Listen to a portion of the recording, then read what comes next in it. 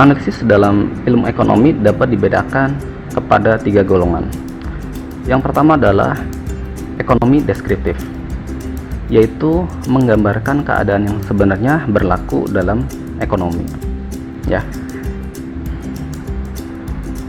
Yang kedua, teori ekonomi, yaitu memberikan gambaran umum mengenai kegiatan ekonomi yang berlaku dan sifat hubungan di antara berbagai variabel ekonomi.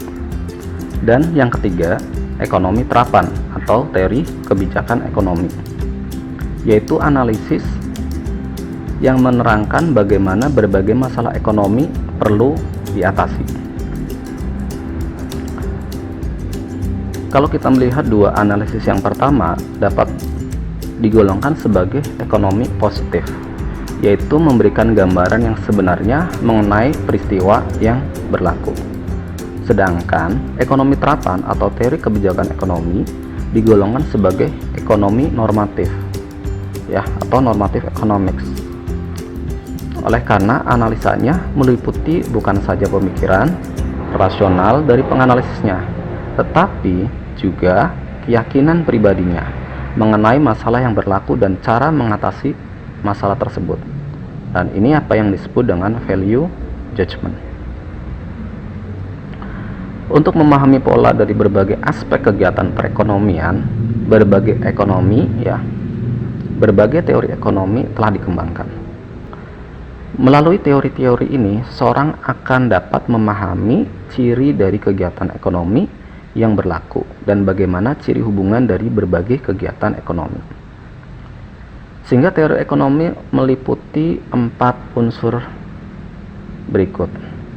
Yang pertama, dalam teori ekonomi, kita menentukan batasan atau asumsi agar peristiwa yang diterangkan dalam teori akan terwujud. Yang kedua, menentukan variabel-variabel ekonomi yang akan dianalisis.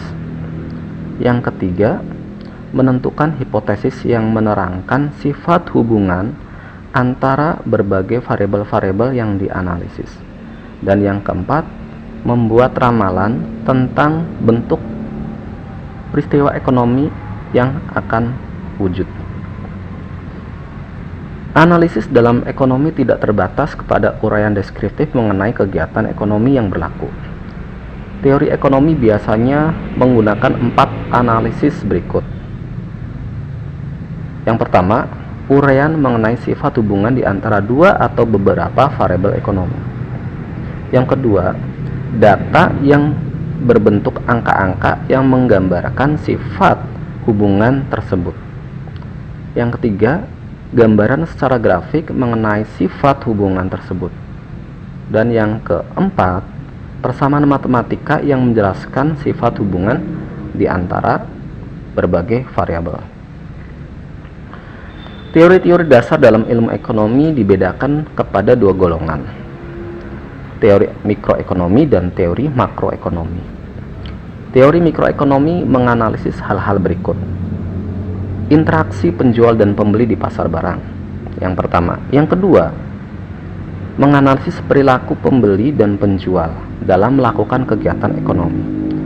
Dan yang ketiga, menganalisis interaksi penjual dan pembeli di pasar faktor. Sedangkan dalam teori makroekonomi, analisis meliputi aspek berikut. Yang pertama adalah penentuan kegiatan perekonomian dan faktor-faktor yang mempengaruhinya. Yang kedua, masalah inflasi dan pengangguran dan faktor yang mempengaruhinya. Dan yang ketiga, bentuk-bentuk kebijakan pemerintah dalam menghadapi masalah ekonomi yang timbul. Baik, ini beberapa istilah yang sering kita gunakan dalam ilmu ekonomi. Pertama adalah istilah angka indeks. Angka indeks itu adalah suatu rangkaian angka yang ditentukan secara statistik melalui metode-metode tertentu yang menggambarkan suatu variabel ekonomi. Seperti misalnya tingkat harga pada suatu waktu tertentu dan perubahannya dari waktu ke waktu. Kemudian definisi faktor-faktor produksi. Faktor produksi itu adalah unsur-unsur dalam kegiatan memproduksi yang terdiri dari tenaga manusia dengan pemikirannya dan benda-benda yang diciptakannya. ya dari alam atau olahan manusia seperti peralatan pabrik yang digunakan untuk menghasilkan barang dan jasa yang diperlukan masyarakat. Kemudian istilah variabel atau juga variabel ekonomi. Di sini adalah data, ya, data ekonomi, misalnya harga, maka disebut variabel harga. Variabel harga, ya, termasuk bagian dari variabel ekonomi. Atau variabel banyaknya barang yang diproduksi. Nah, ini kita bisa hubungkan dengan data ekonomi lainnya untuk menjelaskan atau mengetahui sifat hubungan di antara kedua data ekonomi tersebut. Setiap data ekonomi dapat digolongkan sebagai variabel apabila data itu dihubungkan dengan data ekonomi lainnya untuk menerangkan sifat hubungannya.